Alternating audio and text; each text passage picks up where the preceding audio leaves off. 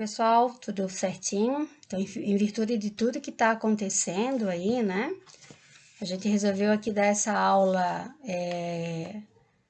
online para vocês. Ela vai ficar gravada, eu estou gravando essa aula agora e depois ela vai ficar disponível.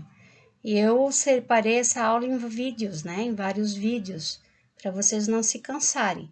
Se a gente tivesse em aula presencial, a gente ia a cada uma das 4 aulas que a gente tem à noite, né? A gente ia entrando nos assuntos. Mas para não ficar uma coisa muito cansativa, então a gente vai trabalhar com vários videozinhos específicos, tá? Então, o que vem por aí na nossa aula? Então, nessa primeira parte, a gente vai trabalhar principalmente com a morfologia do sistema digestório. No segundo videozinho, a gente vai trabalhar com o elo entre o sistema digestório e o cérebro da gente, né? Então, o intestino como nosso segundo cérebro. E na terceira parte da aula, a gente vai ver, vocês vão ver, nós vamos trabalhar com um vídeo que na realidade, é um vídeo que foi obtido com a professora Claísa, em uma das semanas científicas do curso de nutrição. É um vídeo mostrando também esse elo entre cérebro e intestino e principalmente mostrando um pouquinho do serviço de nutrição aqui da Univale. Então, a Univale ela consta com um serviço interdisciplinar de nutrição, onde o pessoal da nutrição, o pessoal da psico, o pessoal da farmácia, né, são os profissionais da área, os futuros profissionais da área da saúde trabalhando lá com os pacientes, ok? É um trabalho lindo da professora. Então, vamos lá, começando a nossa aula. Lembrando que toda essa parte introdutória a gente já tinha falado isso em aula, né? Mas para não ficar uma coisa pela metade, então estou reiniciando. Então, vamos lá. Então, os seres vivos, principalmente nós nos colocando como seres vivos, né? Nós somos seres dissipativos aqui. E o que é um ser dissipativo? São seres que eles, para sobreviverem, eles precisam de energia. E a principal energia, fonte de energia, aliás, né, a molécula de energia que a gente tem é o ATP, que é adenosina trifosfato. Então, a gente precisa obter energia com a quebra de moléculas e produzir o ATP. Então, a gente pode dizer que o ATP aqui é a nossa moeda energética. E esse ATP, de onde é que ele vem? Ele vem de processos de transformação, principalmente aí dos carboidratos e dos lipídios. Tá? Então, ela é uma forma de energia química que participa das reações e processos bioquímicos em nosso organismo. A gente vai ver, por exemplo, né, as ATPases, por exemplo, são bombinhas, são enzimas que a gente tem em algumas partes do nosso corpo que fazem o transporte de nutriente com gasto de energia. Então, elas quebram molécula de ATP. A gente tem isso lá no coração, né, no pulmão e assim vai. E para ele ser produzido aqui, o ATP, a gente está falando aqui do ATP, a gente precisa metabolizar nutrientes e primeiro obter moléculas. Então, o que são os nutrientes? Os nutrientes, eles são substâncias, né, necessárias para a nossa sobrevivência. Por isso que vem aquele termo, ó, subnutrido, né? O que é uma pessoa subnutrida? Que ela não tem, né, ela não dispõe de nutrientes suficientes para a vida dela. Esses nutrientes, eles são subdivididos em 2 grandes grupos, conforme o tamanho, né? Os micronutrientes são moléculas super pequenininhas. A gente sempre, quando absorve isso através da alimentação, é bem pouquinho que a gente absorve, né? Que são as vitaminas e os sais minerais. E os macronutrientes são os carboidratos, os lipídios e as proteínas. Carboidratos e lipídios, quando eles são metabolizados pelo nosso tubo gastrointestinal, eles produzem energia, né? Eles fazem parte, por exemplo, dos alimentos calóricos ali. E as proteínas, elas são moléculas, né? Que são micromoléculas até, né? Que, aliás, né, são macromoléculas que vão fazer parte de estruturas celulares, por exemplo, quitina, né? Queratina, onde é que a gente encontra isso? Unha, cabelo, então fazendo parte de estruturas celulares que vão formar tecidos. E nós temos também as proteínas que vão fazer parte de processos catabólicos e metabólicos, são as enzimas. Lembra daquela deixa lá? Toda proteína é uma enzima, mas nem toda enzima é proteína, né? Então, por exemplo, a ciclooxigenase, que é a COX, lá a famosa COX, ela é uma enzima super importante, é uma enzima constitutiva. E o que ela vai fazer, essa COX? Ela é responsável pela síntese de prostaglandinas, que nesse caso aqui a gente está falando das prostaglandinas constitutivas. São aquelas prostaglandinas que vão ser produzidas lá no estômago, principalmente lá, né, pelas células próximo ali às células parietrais, e elas têm uma função assim muito importante, essas prostaglandinas constitutivas, que são a proteção, né, a produção do bicarbonato e do muco. Então, as prostaglandinas são produtos de um processo bioquímico de enzimas como a COX, né? Então essas enzimas são extremamente importantes.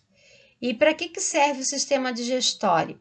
Então, ele serve para captar, né, para assimilar e processar os nutrientes que vão vindo através da nossa alimentação, tornando esses nutrientes disponíveis para o metabolismo celular. Então, vai ser quebrado cada vez mais, né? Então, até a gente chegar numa molécula pequenininha que uma célula pode captar, tá? A assimilação aqui dos nutrientes no nosso organismo, que somos seres pluricelulares, ela se faz através do tubo gastrointestinal, diferente da ameba, né? É diferente dos protozoários lá, né? Que eles não têm tubo gastrointestinal.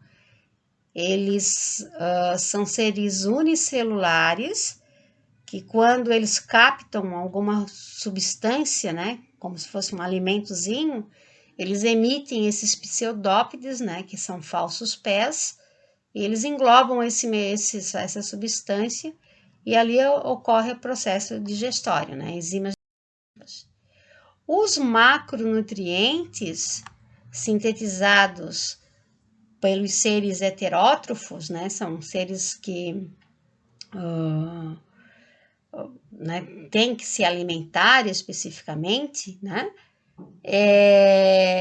eles são moléculas, né, que são usadas aqui para esses processos biológicos. E para que ele quebre esses nutrientes, esses macronutrientes que são grandões, aí a gente vai usar as enzimas digestivas e através de processos também de hidrólise, né? Então, o que é uma hidrólise? É uma reação química com a produção de molécula de água, né? Usa água também.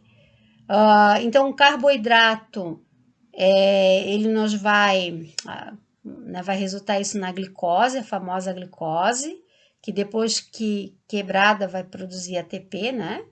Os lipídios, eles vão formar os ácidos graxos e as proteínas, os ácidos. Todos esses nutrientes que são obtidos nos processos de quebra, eles precisam ser absorvidos. Então, a absorção, o que ela é, né? A passagem dos nutrientes que foram quebrados, obtidos, né? Para a corrente sanguínea.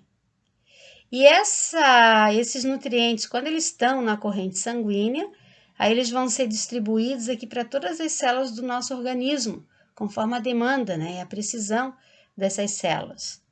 O processo de absorção ele ocorre no intestino delgado, por transporte ou ativo ou passivo. Lembrando lá o transporte ativo, então a molécula já é pequenininha, é lipossolúvel, então ela passa através das camadas lipídicas das membranas. E quando a molécula é uma molécula muito grande, por exemplo, a glicose, né? Ela precisa de um carreador, um glúten, para ser carreado ali para dentro dela. Tá, e daí, o que acontece com o que não presta? O que não é usado pelo nosso organismo? Então, os resíduos não aproveitáveis, né? E não absorvidos pelo tubo gastrointestinal, eles são excretados pelo sistema digestório. Então, lá no final do sistema digestório, nós temos o reto e o ânus. E a partir do momento que o estômago, o cólon ascendente, o transverso e o descendente, ele está todo preenchido de fezes. Então, o que vai ocorrer? Vai ocorrer o reflexo de defecação e a pessoa, ela vai defecar, né? Então, a gente... Aí, resumindo, ó, qual é a função do sistema digestório? Então, ele vai prover o organismo de água e nutrientes, né? E essa água e nutriente para suprir as necessidades energéticas desse organismo. Então, o alimento, geralmente, ele entra para dentro da gente como grandes moléculas. Através do processo digestivo, a gente tem a quebra, né, dessas grandes moléculas em moléculas menores e a absorção dessas moléculas para serem utilizadas aqui pelas células. E, geralmente, essa absorção, né, 99% do processo de absorção é o intestino delgado, ok? Bom, para o alimento ele se deslocar ao longo do tubo gastrointestinal, lembrando que o tubo gastrointestinal é um tubo mesmo, né? Então, ele vai ter alguns movimentos, ó. Então, o organismo, o sistema digestório, ele vai promover motilidade. E é óbvio, né, gente? Para ter motilidade, isso significa que nós temos tecido muscular. Então, nós vamos ter aqui tecido, a musculatura lisa, a musculatura gastrointestinal, a grande parte é lisa. E quando o alimento ele tá passando, a gente primeiro, nós temos na porção final aqui da garganta, ali, na entrada do esôfago, nós temos ali musculatura esquelética. E daí a gente faz a deglutição, isso é com relação à nossa vontade, a gente só engole se quiser, né? Se não quiser. A partir do momento que a gente deglute, aí o que vai acontecer? Daqui para baixo, gente, já é outra história. Aí o sistema digestório, nós temos aqui na parede aqui dessa musculatura lisa, aí a gente tem receptores, mecanorreceptores, que quando o bolo alimentar ele está passando por aqui, a gente chama agora, né, a comida de bolo alimentar. O que ocorre? Ocorre a ativação desses mecanorreceptores e a parte, ó, de trás aqui, ó, onde esse bolo alimentar do tubo, né, onde esse bolo alimentar ele contrai e empurra para dentro. Então, olha só, né, eu tô contraindo a musculatura daqui, obviamente que eu vou deslocar isso aqui para frente, tá? Então, isso aqui é a direção aqui do movimento. Então, essa parte aqui traseira, ela tem que estar contraída e essa parte aqui relaxada. Vocês podem comer uma banana e plantar uma bananeira, porque mesmo plantando bananeira, a banana vai chegar no estômago, né? Graças a esses movimentos aqui que a gente chama de movimentos peristálticos. Quem é que controla esses movimentos peristálticos? O sistema parasimpático, lembra lá da acetilcolina, né? Então, a acetilcolina, ela vai atuar nos receptores muscarínicos aqui e vai promover também, né? Vai auxiliar na promoção aqui do peristaltismo. E também, assim, ao longo desse deslocamento, a gente tem movimento de propulsão aqui, ó, de mistura, né? Então, não basta só o bolo alimentar ele ir para frente, ele tem que ser misturado. Gente, ele vai cair aqui no estômago, ele vai se envolver aqui com os sucos, né? Lembra que ao longo do tubo gastrointestinal, a gente vai ter, assim, a liberação de um monte de substância. E essas substâncias, elas vão se misturando aqui com o alimento. Então, para isso, a gente vai ter que ter esses movimentos aí de mistura também, tá? Então, nós temos o movimento peristáltico que empurra o alimento para frente, e os alimentos, os movimentos segmentares que promovem a mistura, como está ocorrendo aqui, né? Estou aqui mostrando para vocês, tá? Então, são contrações segmentares que são responsáveis pela mistura. Aí, esse bolo alimentar, ele está caminhando para frente. O nosso sistema digestório, ele faz várias secreções, né? Então, nós temos muitas glândulas e essas glândulas, elas podem ser ativadas ou inibidas durante o processo digestório. A gente vai ver isso aqui.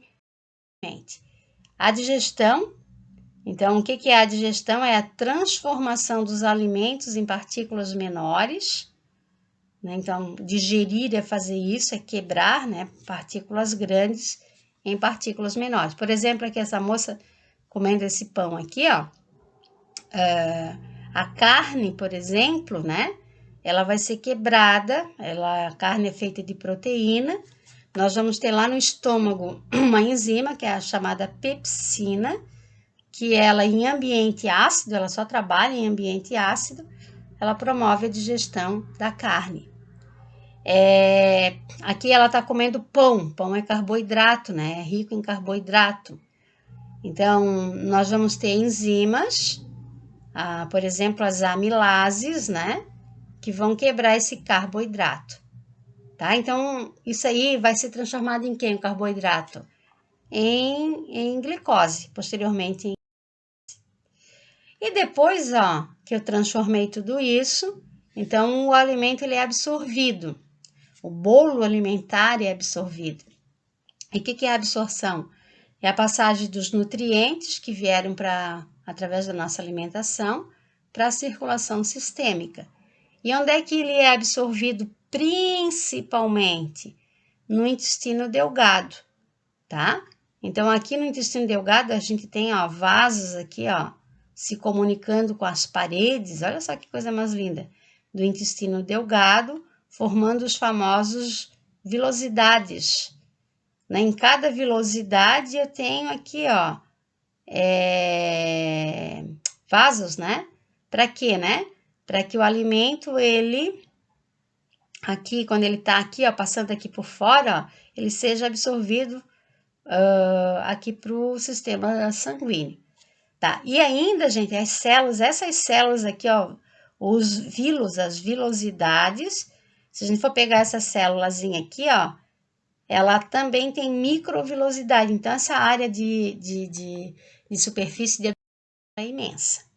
Eu gosto particularmente de mostrar essa figurinha, porque ela dá uma geral aí no sistema digestório, ó. Então, o sistema digestório, ele faz motilidade, ele promove secreção, digestão e absorção. E aqui do lado, ó, nesse quadrinho, depois vocês vão pegar o material, vocês vão olhar com bastante calma esse quadrinho, ele está mostrando esses processos biológicos, fisiológicos, né? Ao longo de cada parte aqui do intestino, do tubo gastrointestinal. Então, vocês estão vendo aqui, ó, que realmente o sistema digestório é um tubo, ó. Tudo está dentro de um tubo. E o que não está dentro de um tubo são as glândulas anexas. Por exemplo, o fígado, né, o pâncreas e a vesícula biliar, tá? Então, a gente tem esses elementos aqui. Só para vocês terem ideia, ó, vamos começar só um pouquinho, né? Nós vamos trabalhar com esse primeiro e esse terceiro quadrinho, aliás, o segundo quadrinho aqui. Qual é o movimento que tem na cavidade oral e esofágica?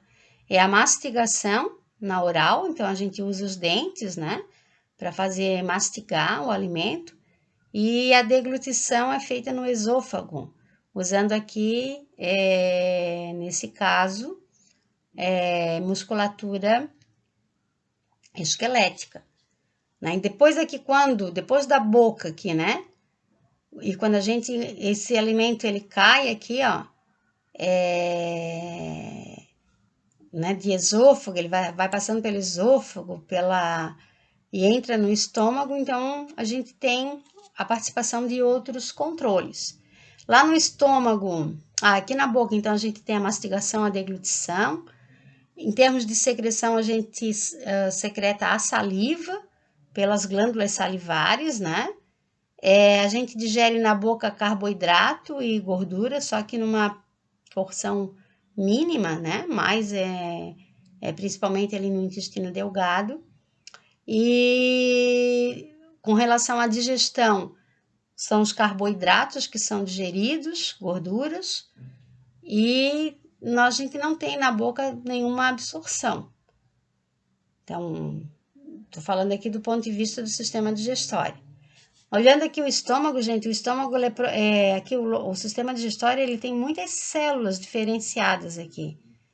Então, por exemplo, aqui, ó, com relação à secreção, nós liberamos ali o ácido clorídrico pelas células parietais, o pepsinogênio e a lipase gástrica pelas células principais, o muco e o bicarbonato, né? É uma região que a gente tem horas do dia que a gente libera muito ácido. E posteriormente, depois da refeição, quando a gente já fez a digestão, a gente tem que tamponar, né?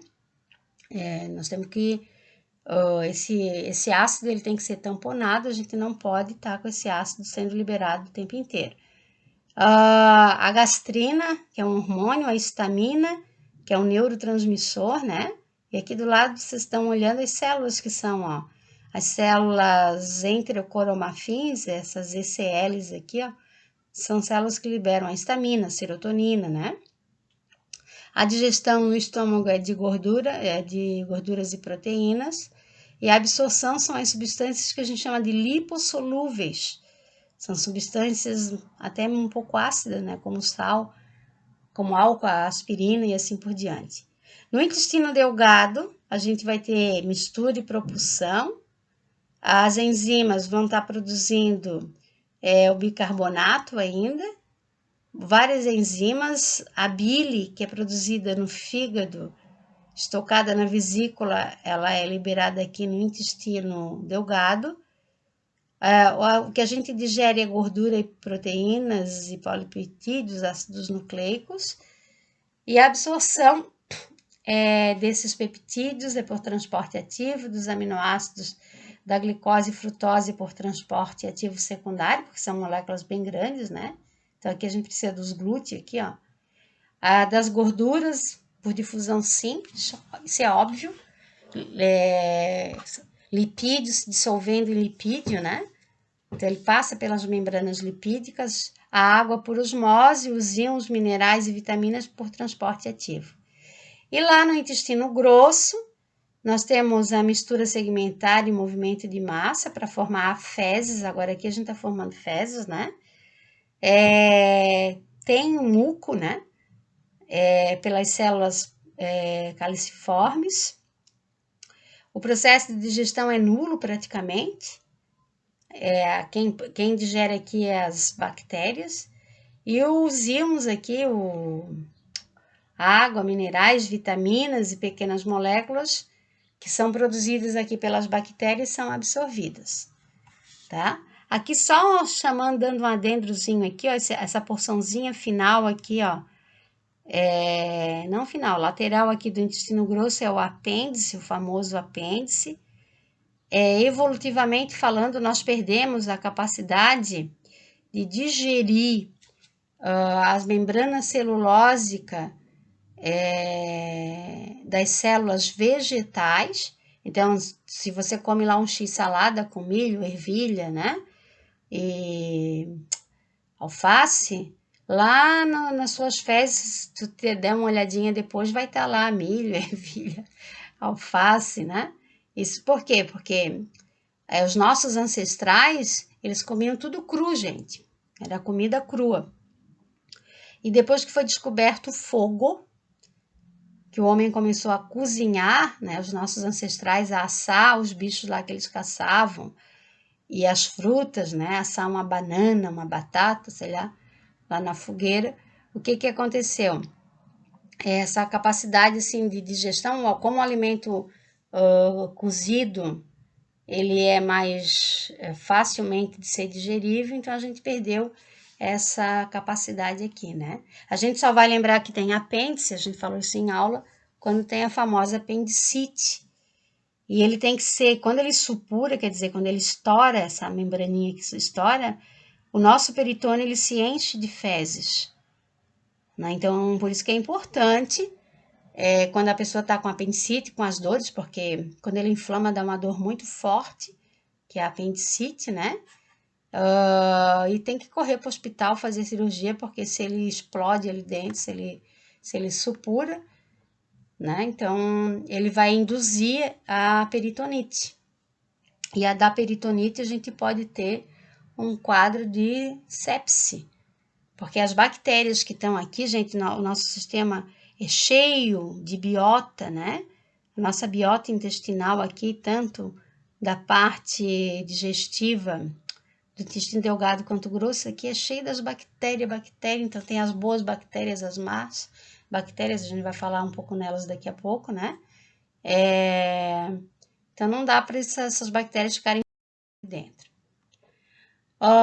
Então, morfologicamente, agora dando uma geral da morfologia, ó, o sistema digestório é um tubo que mede aproximadamente 8 metros. Ele é composto de musculatura lisa. Vocês viram que existe movimento, né, dentro dele, então tem que ter músculo. E essa musculatura lisa, a maior parte do tubo gastrointestinal é musculatura lisa, cujo movimento é movimento involuntário. O que quer dizer com isso? Que a gente não precisa coordenar o sistema digestório a digerir. A partir do momento que a gente come, por exemplo, vamos chegar em casa à noite, vamos comer, vai dormir, né? Tá inconsciente, ele tá no sono, né? Tá na consciência do sono. Tu não tá mandando mensagem para o teu sistema digestório para ele digerir. Caiu ali no sistema digestório, ocorre o processo de digestão. Então, isso é controlado, né, pela musculatura lisa ali também, né? Então, o sistema digestório, como ele é controlado pelo parasimpático, a acetilcolina ela promove ali o processo de não só de peristaltismo, mas também da ativação das glândulas. E nós temos também a musculatura esquelética, ó, na boca. Então, quando a gente vai fazer a deglutição, a gente vai engolir, a gente engole por conta própria. Às vezes até a pessoa fica com o negócio na boca, não engole, não engole, não engole. A criança faz muito isso. Engole, o fulano não engole.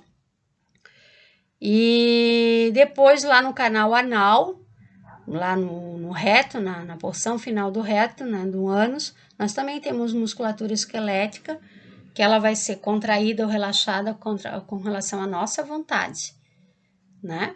Essa musculatura esquelética aqui, a gente, ó, quando as pessoas vão ficando mais velhas e algumas doenças também, a gente tem algumas patologias, que a pessoa ela perde o controle do esfíncter, né? Que a gente vai ver posteriormente. Ó, então o sistema digestório ele tem a boca, a faringe, o esôfago, o estômago, o intestino delgado, o intestino grosso, o reto e o ânus. E no outro lado, que não faz parte do tubo gastrointestinal, nós temos as glândulas salivares, o fígado e o pâncreas. Falando um pouquinho nos esfíncteres, o tubo gastrointestinal ele é cheio dos esfíncteres. O que é um esfíncter? É um espessamento de musculatura ciliar, né? E essa musculatura ciliar, ela fica na sua maior parte do tempo contraída, então fechando o tubo. A partir do momento que se contrai, fecha o tubo, né? E lógico, esses esfíncteres ali, ele impede o trânsito digestivo para trás. A partir do momento, ó, o alimento está passando pelo esôfago, ele entrou no estômago, o esfíncter gastroesofágico ali que a gente tem, impede que o alimento ele volte para trás.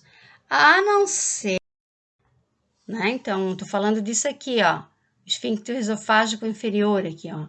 A não ser que a pessoa tenha o que nós chamamos de hérnia de hiato. O que é hérnia de hiato? Isso aqui, ele fecha e abre, fecha e abre. Às vezes, o que vai acontecer? Cria uma espécie de uma massa muscular que impede o total fechamento. Isso ocorre muito, gente, numa patologia chamada refluxo gastroesofágico. Então, o alimento ele estava sendo digerido aqui no estômago, né? E às vezes ele volta um pouco, né? Quando a pessoa tem um refluxo. Esse alimento que estava sendo digerido, ele vai, às vezes, né? Ele está cheio de ácido, né? Que aqui a gente tem o ácido clorídrico e tal. Ele pode causar irritação nessa parte aqui do esôfago. Então, é muito comum a pessoa que tem refluxo gastroesofágico ter tosse, direto tosse, né? E aqui, ó, a gente tem, ó, se saiu daqui do estômago, vai para o intestino delgado, aí a gente tem o esfíncter pilórico, né? E assim vai. Ó, aqui no caso, ó, do refluxo, ó, tá vendo quando a válvulazinha aqui ela tá aberta, ó? O que que vai acontecer, né? Essa válvula que tem no estômago, ela abre e esse conteúdo aqui, ó, ácido, ele reflui para o esôfago, tá? Então, a gente tem os esfíncteres gastroesofágico, pilórico, iliocecal, interno e externo do ânus. Aqui também, ó. É o que eu estava falando para vocês anteriormente. Tem pessoas, né, que perdem a capacidade de controle de esfíncter. Quando a gente, o fulano ele não controla os esfíncteres. O que que significa isso? Ele se urina todo, né? Corra todo.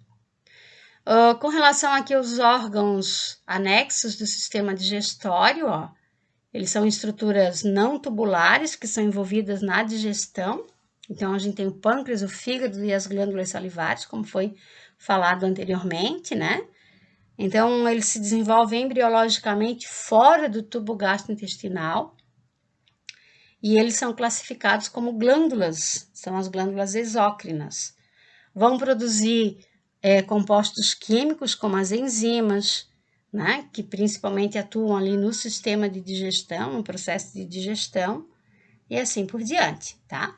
Falamos um deles, ó, isso aqui são as glândulas, que são, né, consideradas órgãos anexos aqui, são os vários tipos, a parótida, submaxilar, a sublingual, e aqui do lado a gente tem as glândulas anexas, aliás, os órgãos anexos, por exemplo, o fígado, a vesícula biliar e o pâncreas, tá? Estão fazendo o processo.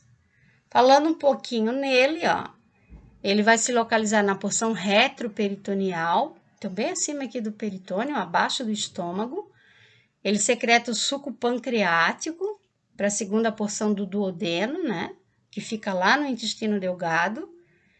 E ele produz uma solução rica em bicarbonato de sódio para alcalinização do bolo alimentar. Vocês lembram de onde é que vem esse bolo alimentar? Vem do estômago. Então, ele foi mexido, misturado ali com o ácido. Então, ele tem que passar para frente. E para tamponar, para impedir assim os efeitos deletérios do ácido, quando ele estiver passando ali, né, de um lado para o outro, então aqui o pâncreas ele está liberando esse bicarbonato de sódio que está sendo pingado ali no tubo gastrointestinal. Ele também produz um monte de enzimas, gente, são enzimas super importantes, ó. As proteases, as lipases, as amilases e as nucleases. Tudo que é ases é proteína, ela quebra alguma coisa. Então, as proteases quebram proteínas, as lipases, os lipídios, as amilases, o amido, né? E as nucleases, os ácidos nucleicos. E o pâncreas, ele também libera lá os hormônios, a insulina, o glucagon, a somatostatina, a colecistoquinina. O fígado, por sua vez, ó, ele está do lado direito, é um órgão enorme, ele ocupa metade do andar superior do abdômen. Quando a gente abre isso, né, o animal, um camundongo e um rato, a gente fica pasma com o tamanho aqui do fígado. Ele produz a bile e a bile é armazenada na vesícula biliar. A grande maioria acha que a vesícula biliar, ela produz a bile. Não, né? Ela armazena. E o fígado, ele é responsável pela metabolização dos metabólitos do ferro, do colesterol e da grande maioria dos medicamentos. Gente, quando a gente diz assim, ó, que o indivíduo ele está com os órgãos vitais comprometidos, né? Um dos órgãos vitais é o fígado. Então, quais são os órgãos vitais? É o coração, os rins e o fígado. E se o cara ele tá com um fígado destruído, né? Então, o processo de metabolização é aqui que a gente tem aquelas enzimas do citocromo P450 que são responsáveis pela metabolização de medicamentos, principalmente, né? Esses sais biliares que o fígado produz, que a gente chama de bile, que é um líquido amarelo, meio esverdeado, né? De vez em quando a gente regurgita isso, ele tem um gosto horrível. E ele tem um monte de enzimas também, e esse líquido ele é responsável pela emulsificação das gorduras, ele funciona como se fosse um detergente no nosso organismo, então ele vai quebrar aqui as gorduras. Isso aqui é super importante, tá, gente? Ó, então o fígado ele é responsável por ações que não fazem parte apenas do sistema digestório, ele é um órgão vital mesmo, né? Então, quais são elas? Ó? Filtração, armazenamento e detoxificação do sangue. Ai, todo mundo pensa assim, é o rim que é o mais importante. Então, o fígado também. Porque o xenobiótico, que é uma substância estranha que vem através da corrente sanguínea ali, ó, ele é metabolizado pelo fígado.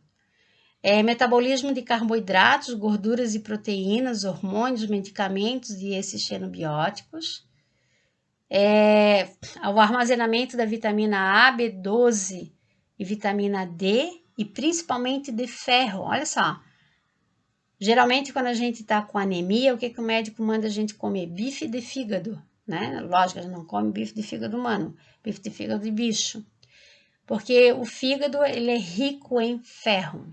Os depósitos, né, de ferro que são armazenados, lá o ferro na forma F3, ele é armazenado principalmente aqui no fígado. A produção de fatores do processo de coagulação, olha só que interessante, ó, quem produz é o fígado. Então, o fator 2, o fator 7, o fator 9, o fator 10, ele é produzido pelo fígado. E as proteínas do tipo C e do tipo S. Essa proteína do tipo C, que a gente chama de peptídeo C, ela também é um marcador biológico, né? E ela aparece muito ali no processo de inflamação. E outra coisa também que ele é super importante, gente, olha só. Ele produz proteínas do plasma. Então, lá no plasma, né, quando os alimentos, os nutrientes, eles são os próprios medicamentos, eles são carreados na corrente sanguínea, eles não são carreados só livres, eles vão estar grudadinhos em proteínas plasmáticas. E quem fabrica essas proteínas plasmáticas é o fígado, tá? Só para vocês terem ideia, ó, existe uma doença chamada cirrose hepática, onde o fígado da pessoa, principalmente do alcoólatra, né, ele é destruído pelo álcool, e daí esse fígado cirrótico, ele fica num estado de hipo pouco, né, proteinúria. Então, ele tem pouca proteína. E isso é muito complicado para tratar essa pessoa. Então, se ela tem pouca proteína, né? Significa que as substâncias que ela come, o que ela coloca para dentro do tubo gastrointestinal, principalmente medicamento, ele fica numa maior concentração no plasma. Então, eu posso ter um processo de intoxicação com isso. Beleza? Então, a gente vai dar uma paradinha por aqui. No próximo vídeo, a gente vai fazer o controle das funções digestivas. Aguardo vocês daqui a pouquinho, ok?